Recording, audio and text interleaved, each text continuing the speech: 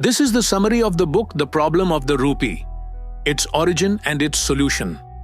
Doctor B.R. Ambedkar ji की पुस्तक रुपये की समस्या, इसकी उत्पत्ति और इसका समाधान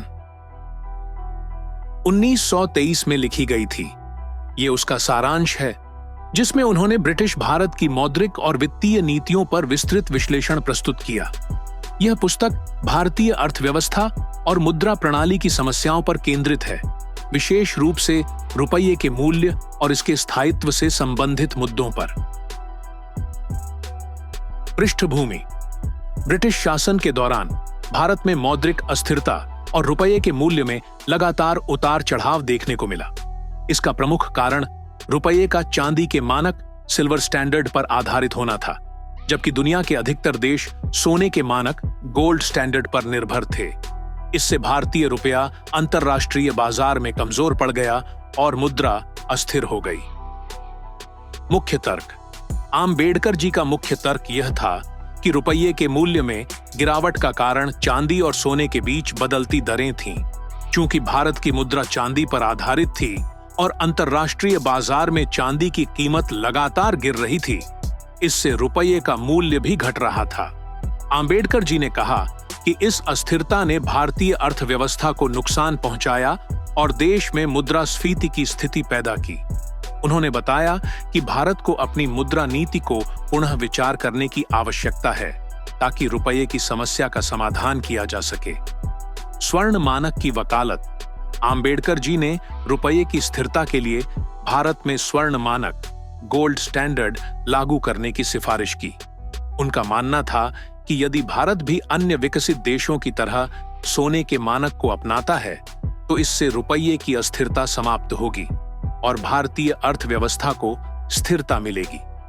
उन्होंने तर्क दिया कि स्वर्ण मानक अपनाने से रुपये का मूल्य स्थिर रहेगा और अंतर्राष्ट्रीय व्यापार और निवेश में भी वृद्धि होगी। रुपये की समस्या का विश्लेषण: डॉक्टर आम्बेडकर जी ने रुपये की समस्या के विभिन्न पहलुओं पर विस्तार से चर्चा की।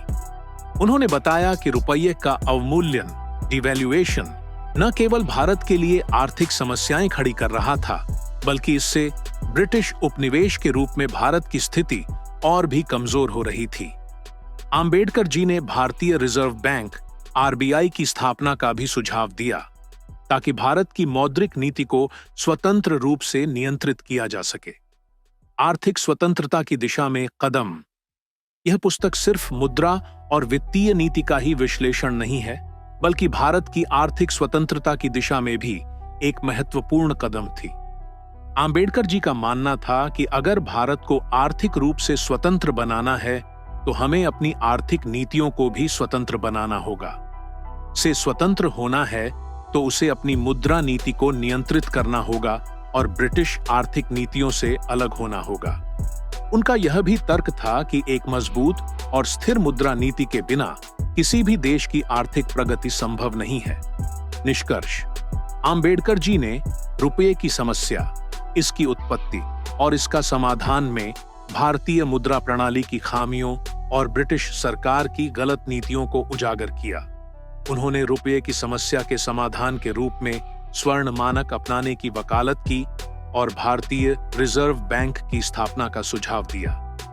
यह पुस्तक भारतीय अर्थशास्त्र के क्षेत्र में एक महत्वपूर्ण योगदान है और भारतीय वित्तीय नीति में सुधार की दिशा में एक अहम कदम माना जाता है। इस पुस्तक के माध्यम से डॉक्टर आम्बेडकर जी ने भारतीय अर्थव्यवस्था और मुद्रा प्रणाली की स्थिरता की आवश्यकता पर बल दिया, जो भारत की आर्थिक स्वतंत्रता और विकास के लिए अनिवार्य थी।